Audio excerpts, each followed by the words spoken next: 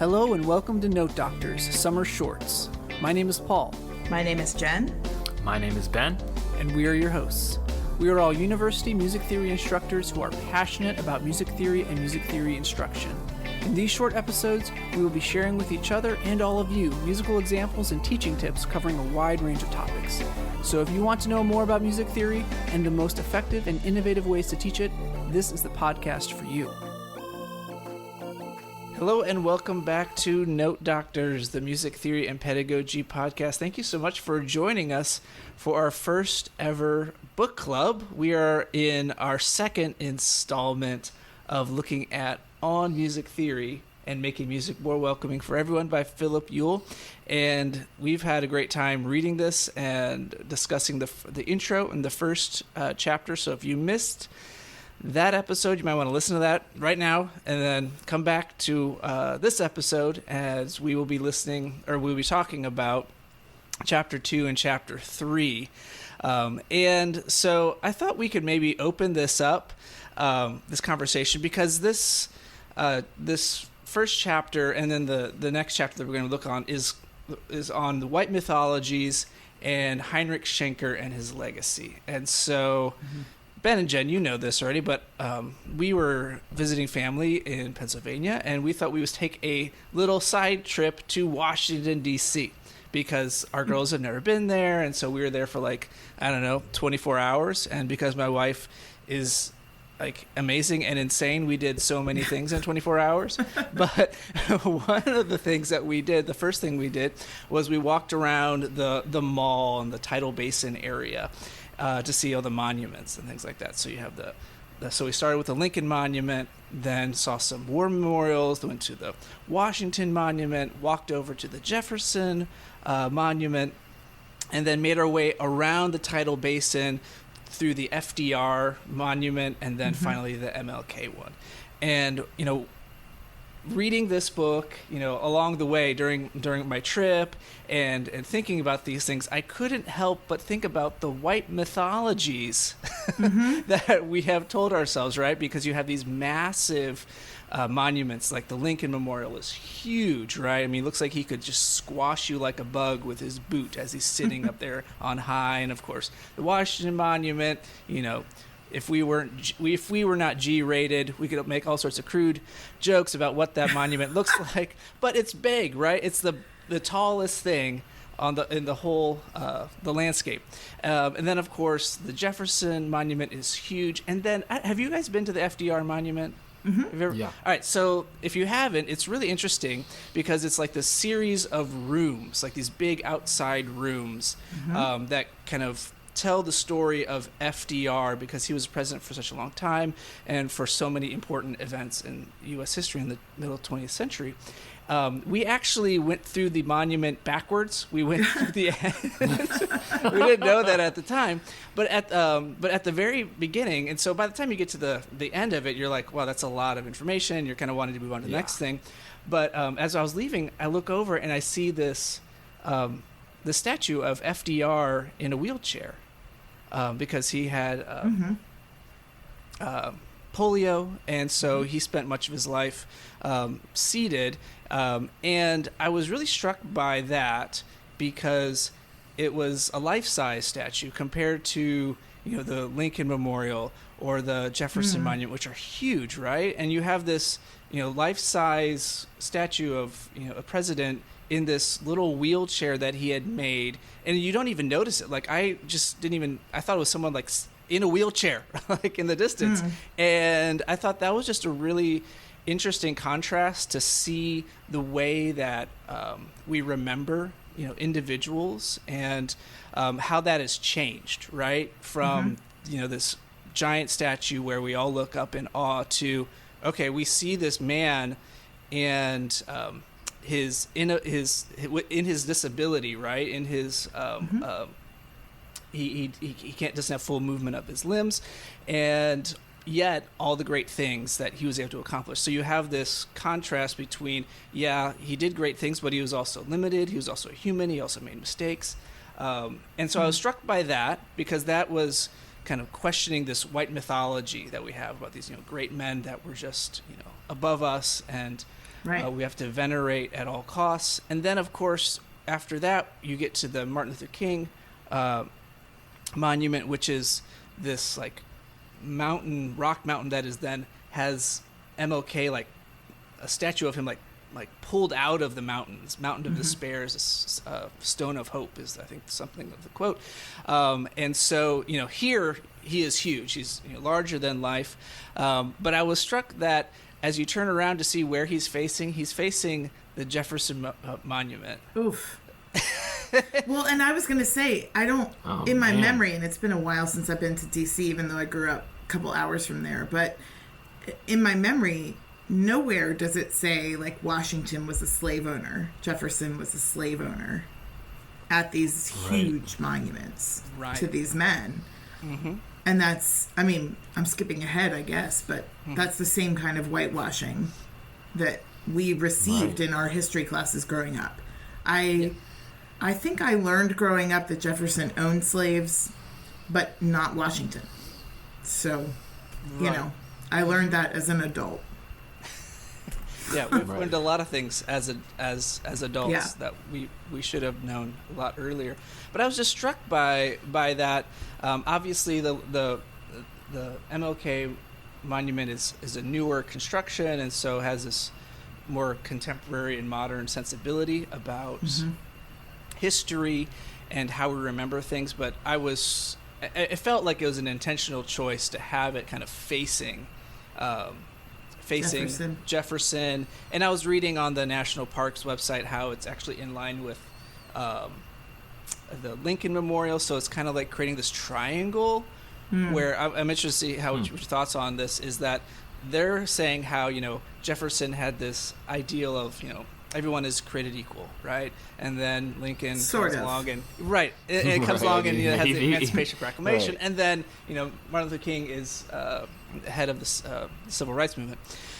But again, even framing it like that is kind of whitewashing it in a way. It's like, Jefferson believed that all men were created equal, right? And so that's what we're going to remember. Yeah, it's so tricky because Jefferson's idea for equality or for the pursuit of happiness or whatever, the founding fathers' idea that this is an important value, an anti-monarch idea, right? Right. Eventually lays the groundwork for that kind of freedom for more people.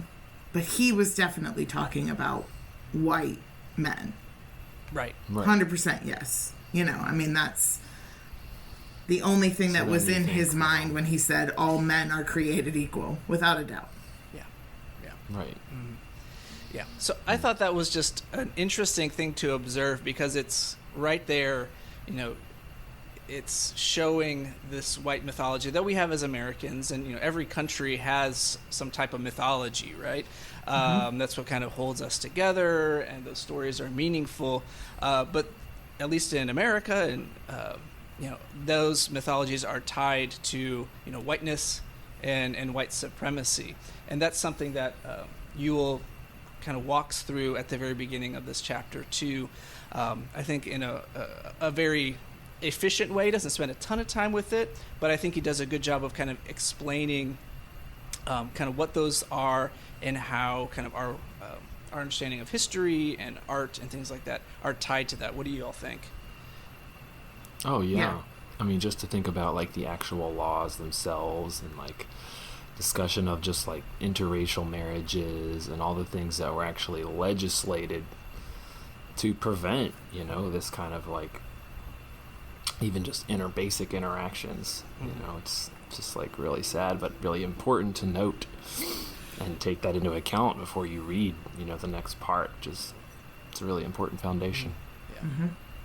If you haven't read the book, or it's been a while since you've read the book, chapter 2 does this beautiful kind of narrative that begins with white supremacy and what that means, moves from there into the idea of Western as a concept that we have carried around and that shows up in our descriptions of music and just life in general. And of course, Western means European and American, and is the contrast to somehow just Asian and not other peoples that populate the earth.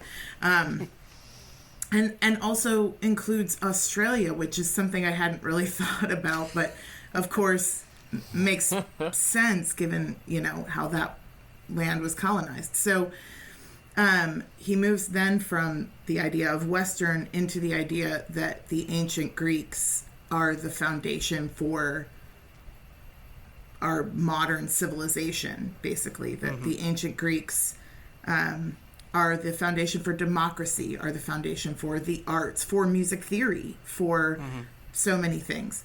And then from there into the canon and how that concept is bred from all of those ideas and what that means for music theory.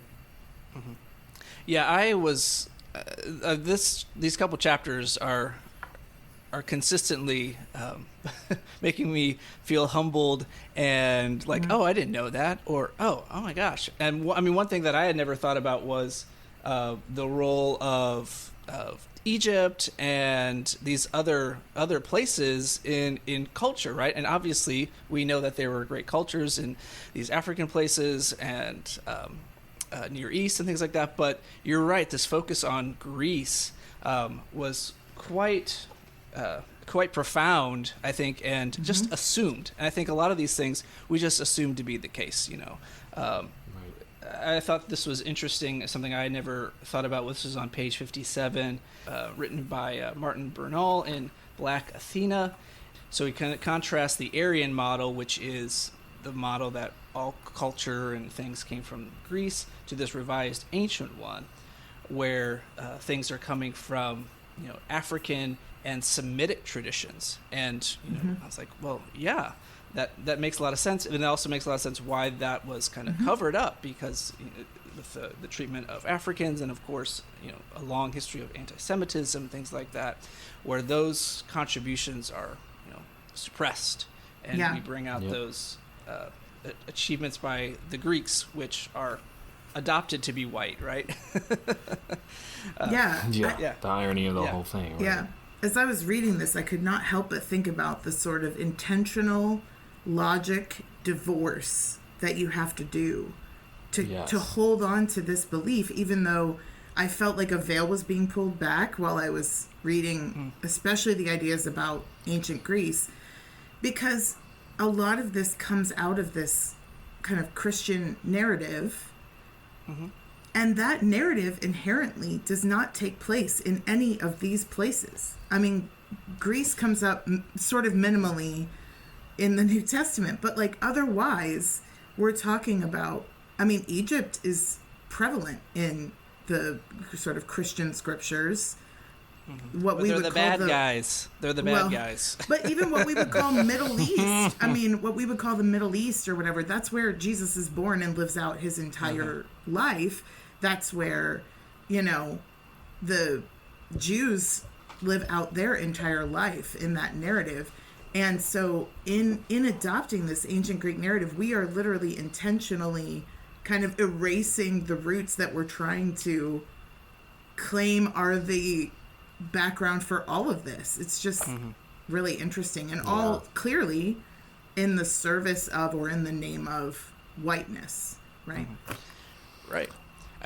No, I agree 100% agree. And to piggyback on your kind of second part of your point, Jen, is that mythologies a lot of times are created after the fact. It's not like it was even present in the moment. It was that somebody after the fact, the way you're retelling history and the way you're creating these mythologies is a lot of times it could be hundreds of years later, and then it's kind of really, really nice to kind of unlearn what a lot of us have learned kind of growing up. And I just thought a lot about my world history classes, and I'm like, my gosh, that's so Eurocentric. All my world history was so Eurocentric and so white-centered, really. Yeah. And you think about, wow, this is a really good perspective to have. For sure. I love that you just said unlearning, because I feel like the last couple of years of my life have been sort of a great unlearning of all of these things that I was taught were true, but they were actually just oftentimes completely lies, or very one-sided, or missing a lot of information. And it's interesting to be a teacher when you are going through a time of unlearning, because I think our kind of inherent way is to take what we learn and immediately give it back to our students. At least that's how I often operate. If I'm learning something new and really, finding it interesting and digging down deep into it, it shows up in my teaching. How could it not? And so when you're trying to unlearn, it creates this sort of like carefulness or concern around ideas that you are planting in your students' minds as true. When you know that, like, you were given by well-intentioned people a lot of ideas they also thought were true that were not. Right. I agree. Yeah, even thinking about like the ways in which I describe something being correct, like this is the correct voice leading. I sat in on a teaching demonstration the other day, and that phrase was used, like this is the correct voice leading. And that's not said in a way that is trying to be exclusionary or putting someone above someone else, but it's not universally correct. Right. We don't set it in its proper context often. Yeah. Yeah. Right. Yep. Yeah. Yeah, it's that idea that a value judgment has been born, unfortunately, that something about whiteness raises it, or makes it, more quality or more complex or more whatever it is. That, this has been created through years and years and years, and it's like it takes a lot of undoing to realize that that's a complete false and, utterly ridiculous type of way of thinking. Yeah, my brother-in-law told me this quote about history is a myth agreed upon. And I think that is a good way of thinking of our history. It's, these legends and myths and stories that we tell ourselves, and then a large enough group agrees that these are the ones that we remember. And for for a long time, Western civilization, white men have been the ones who have been able to agree upon the myths, and so of course they're going to agree with the things that prop them up, right? And I think I think all humans do that, I'm susceptible of doing that as anyone else. And so let's look at some of the interesting things that he pulls out when he talks about the Western canon in music, if we can. And I thought it was interesting how he quotes some of the chapter on Greek music and the introduction in the Grout Poliska, which I used as an undergrad. I'm not sure if Ben, I actually didn't. Really? Yeah, you didn't use Grout? No, we used Stolba. Oh, wow. Yeah, we had Grout. We were 1 year apart at the same university, so that's really interesting. That is really weird. But yeah, no, we Slight used shift Stolba. occurred.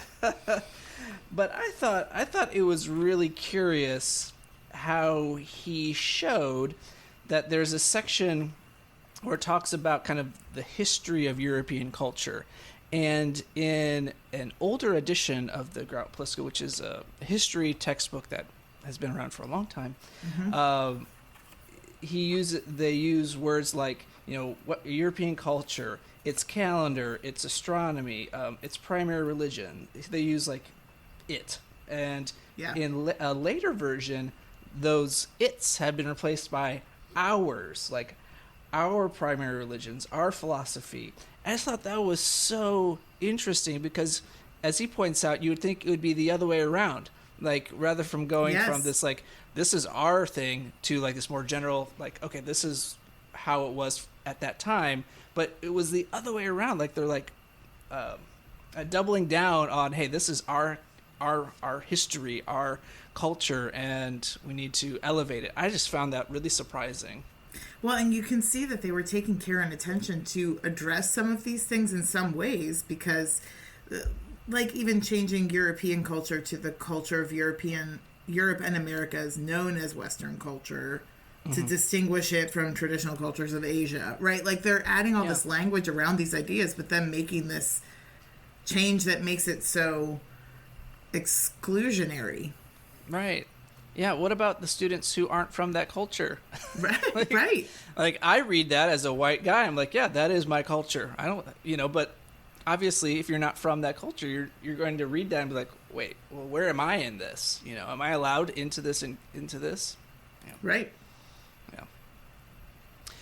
Yeah, and then he goes into, I know we're zooming ahead, so listeners apologize, but just read the book. Read the book. It's so good. I wanted to know your thoughts on this foreign language requirement, because again, my degree is in composition. I did have a foreign language requirement, but I think it was quite minimal compared to what you all had to do.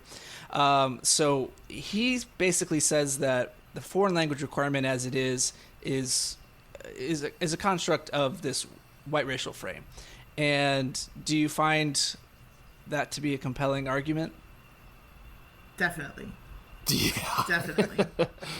Yeah. More than compelling. Yeah. Of course it is. Of course. It's more than a residue of all of this history that he details in white mythologies. And I think a lot of the times German specifically, not just even Central Europe, I think like German specifically. It's mandatory. Yeah, has been often mandatory. And, we've had a lot of discussions about our grad language requirement, and I think really good ones. And man, man. I mean, if people come in, let's say somebody comes in. I had a TA 2 years ago that spoke Thai and English, and I was like, oh wow, you should be like pretty much done your requirement, because for masters, you only require one language. But then because Thai is outside of the white racial frame, it's just creates these barriers, and it's like, why?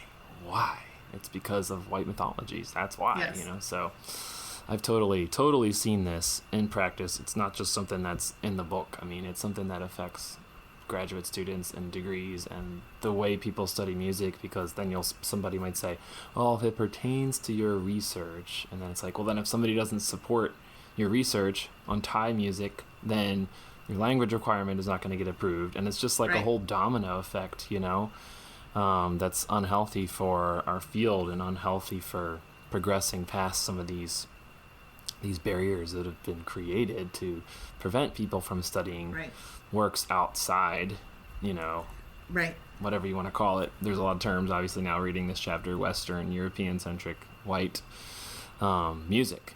So, yeah, that's my take. I think, it's interesting. I'm married to someone with a PhD also, but in psychology. And so we've talked a lot about the differences between going through a PhD program as a social scientist and going through a PhD program in the humanities, which is essentially where music theory is situated. And I recall at some point bringing up the fact that I took 9 semesters of foreign language during my master's and PhD, and my husband being like, what? Like, that is so much time devoted to something. And he's right. That's 4.5 years. 4.5 years of foreign language that I took as part of my degree, when I already had 4 years of Spanish from high school. Spanish. Yep. I did too. And, and you said you should be done with your requirement because you already have one language, right? But when I was at UNT, the master's requirement was German, no matter what. That's it. You had to take German. So I actually have 5 semesters of German because I took all 4 undergraduate semesters and then a graduate reading course. And the other sort of crazy thing about all of it is that none of that foreign language, not a single bit of it, counted towards my degree. So it was a requirement that I be able to pass foreign language exams. But the foreign language courses required to pass those exams were not built into the degree and mandated all this extra time and money spent. So it was like, well, if you already have this skill, I remember how deficient that made me feel.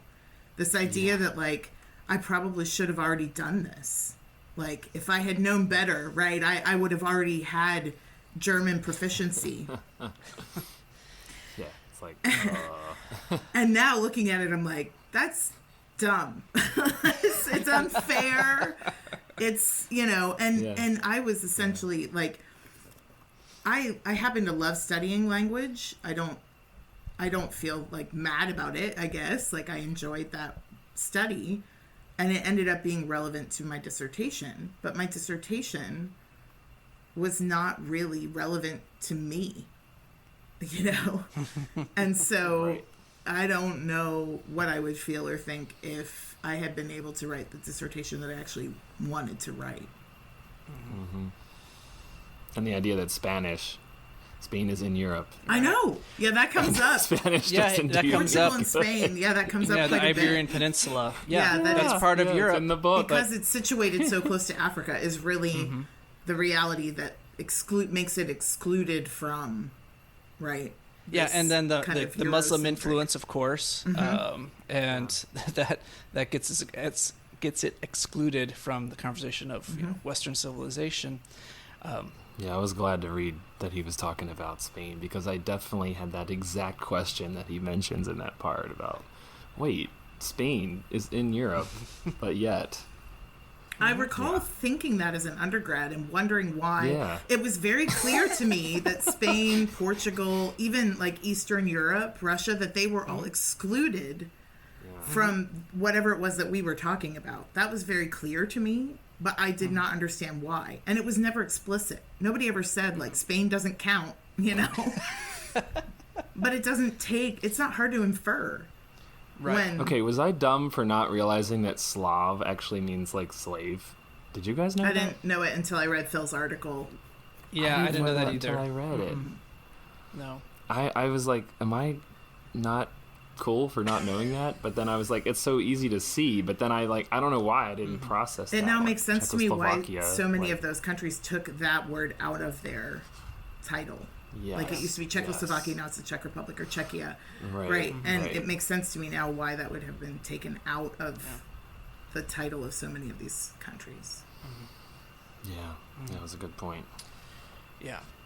And so, Well, so let's move on to the next chapter, since we were talking about Germany and German language, because the next chapter he talks in depth about Heinrich Schenker and his legacy, because that was kind of at the heart of a lot of the controversy that came out, though Ewell's own presentations and papers were not just about Schenker. It was about all sorts of things, and he mentions how this was just a small sliver of his SMT presentation, but this was the igniter of quite the controversy. And so, again, I'm not a theorist, all right, not to that level. I took one class in Schenkerian analysis for my master's, and that was enough.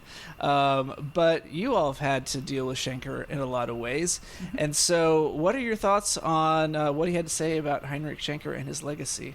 well, I love that he starts with these unwritten rules. Did y'all see the 5 unwritten rules?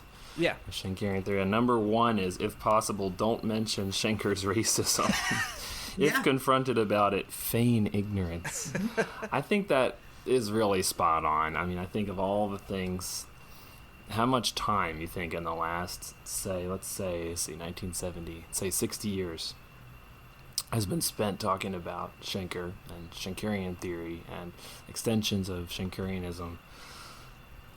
How much of that time has been devoted towards acknowledging Schenker's racism? I mean, it's got to be less than 1% of that time, And I agree with the way he has that as like the number 1 rule, because, it's unwritten, but yet those of us that have studied Schenker and been to past SMTs and kind of have an idea of the history of the teaching of Schenkerian analysis, you are actually familiar with the 5 unwritten rules of Schenkerian teaching, just like they are here. I mean, it's very, very well laid out. Yeah, I don't know what you thought about that part, Jen. Well, I've never been like a true practitioner, but one of the things that popped out to me as I read this was that in all my time where I took these classes, I was required to take these classes and sometimes seminars and other things that involved this method of analysis, I was never directed to read any of these explicitly racist source material, right? We were encouraged to read the graphic analyses, right, that Dover has published. Look at those. And it was mentioned in passing that Der Freie Satz was in the library, translated.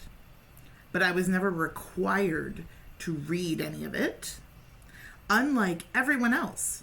I had to read so much Riemann. Fatih, even, who comes up in here, we read, chunks of Fatih. We read Rameau. So all of these other, Schoenberg, we read all of these people widely. But when it comes to Schenker, we did not.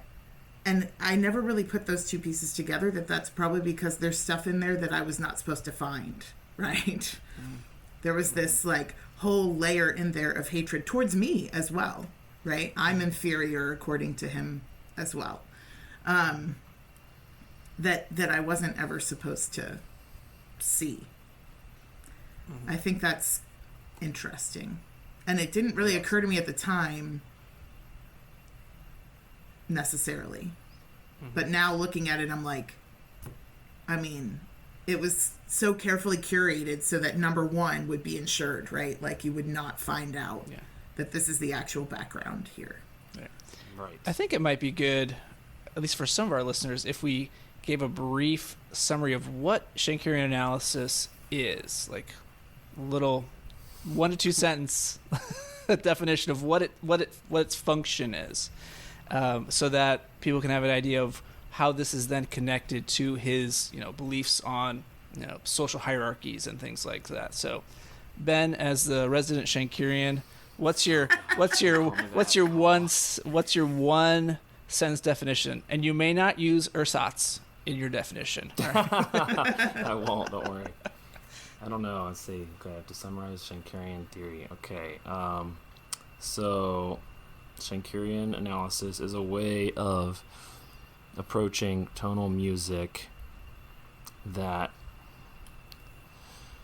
divides the music from the surface layer, which would be the note-to-note progression of a particular piece, to, say, a middle ground level, and then also to a background level, which is just a simple fundamental structure, or mi, re, do, and implying then that there's a connection between, or organic connection, you might even say, between those note-to-note surface progressions and through the middle ground to the background level. So you have these levels of analysis of tonal music, and there is a very hierarchical kind of way of approaching tonal music. I don't know, is that good? That's great. And then as a follow-up, what kind of music does this analysis work best for?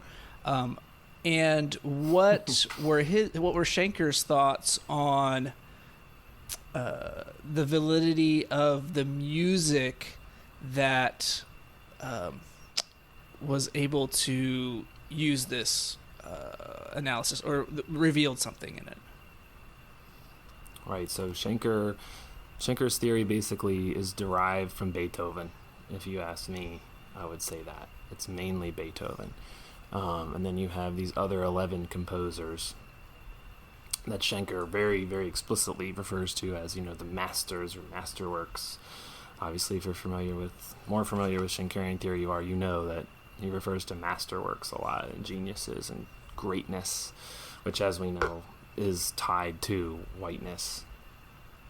And he has a very, very, very limited scope and a very, very low tolerance for people that are outside of his select few handful of composers. And if you don't fit his models, Schenker writes you off entirely and says that you're terrible. I wish there was a better way of saying that, but I guess that's the best I can come up with on the spot. But yeah, is that pretty much it? Yeah, I thought that was great. Excellent. I need to do more prep work for that part. Well, it's hard, actually.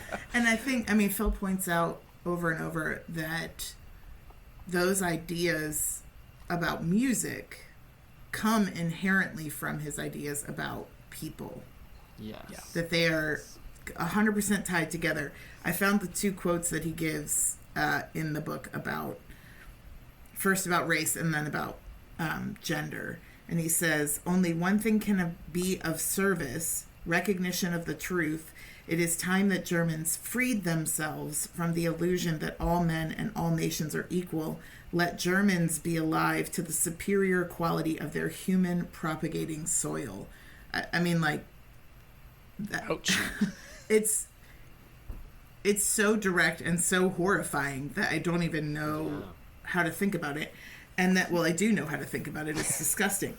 And then about women, despite their mutual dependency, in terms of necessity of existence, they remain equal. Okay, noted. The man ranks above the woman. The producer is superior to the merchant or the laborer.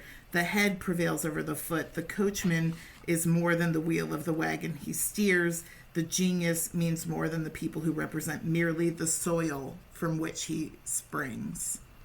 So I just exist to make more white men. Ouch. I can feel the sting of it. It's the fact that I was never taught any of this really bothers me. Yeah. No one ever made a passing reference. Like, well, there's some less than savory ideas in there as well. Like, not even a veiled hint was ever made. Yeah, he calls that epistemological ignorance, knowing not to know. Like, they know that those things should not get let out, right? Because that's what happens now, you know. But this begs the question of can't we just separate the person from the theory, right? Because that's one of the big things is like, okay, Heinrich Schenker's beliefs are abhorrent, you know, they're terrible, but, you know, his theory, you know, is useful. Can't we still save that? You know, what do you think of that? I think my views on that have completely done a 180. I think if you'd asked me this, you know, 5-10 years ago, I probably would have said, yes, you can separate the person from the theory. And, you know, I don't feel bad about trying to do that. I'm just trying to use the theory. But I think I really have done a complete 180 on this. And really, those of you who haven't read this chapter, please do, because it does a wonderful, wonderful job of supporting that claim and talking about why through the through primary source material, why that claim is not really that compelling.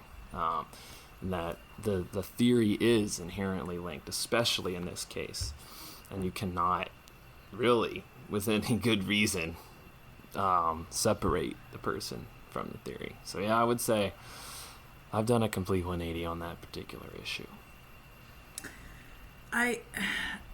He does a brilliant job of explaining how we should move forward with teaching Schenker, and that includes both acknowledging who he really was and where this theory really comes from, and its ties to these fairly truly despicable ideas, that needs to be at the lead-in, not like you find it out years later reading a book on a podcast. But also that it should be optional. Students should not be required to learn this. That if it's something they're interested in learning and studying, fine. But that it should not be a mandatory part of graduate education in music theory or undergraduate. He points out quite wisely and rightly that several of the commonly used textbooks are based on these theories. You know, whether or not they are explicitly saying that, they are completely set up to, you know, portray music in this way. Yeah, I find it interesting from someone kind of more on the outside of this is that Schenkerian analysis, by definition, is a very limited way of looking at music. If the creator of it was like these 11 composers, 11 composers out of how many billions of people who have lived? Like, seriously. Yeah. It's just kind of crazy to think, like, this theory is good for these 11 guys. Who, yeah. Like, I mean, it's just like, if you kind of step back, like, that's great. But if you are formed by this white mythology where the musics of these people are the greatest that have ever existed, you don't think about the fact that billions of people have existed, that people have been making music from all over the world for thousands of years. Like, if you take a step back, you're like, well, that's just kind of silly that we focus so much energy on this one way of analyzing music that only works for 11 people out of the billions of people who have ever lived, right? Like, it's great if you want to study Beethoven or Brahms or those folks. Use Schenkerian analysis. It's great. But don't divorce it from who it is, and also think beyond that. And I think it might be just a natural consequence of our move to a more open perspective of what music is, that Schenkerian analysis will still exist, but it will just fade to the periphery a little bit because we will see how it doesn't stack up to understanding music that is beyond those 11 composers, and we can start to create models that work for these other musics, and it will just kind of fade to the periphery naturally. I don't know. I think, yeah, totally. I mean, I was surprised. Sorry, Jen. Well, no, I was just going to say, like, this is jumping back to chapter 2, but when he talks about, he tells a story about how he wrote an article in Rimsky-Korsakov that was initially rejected, and one of the reviewers that rejected it said...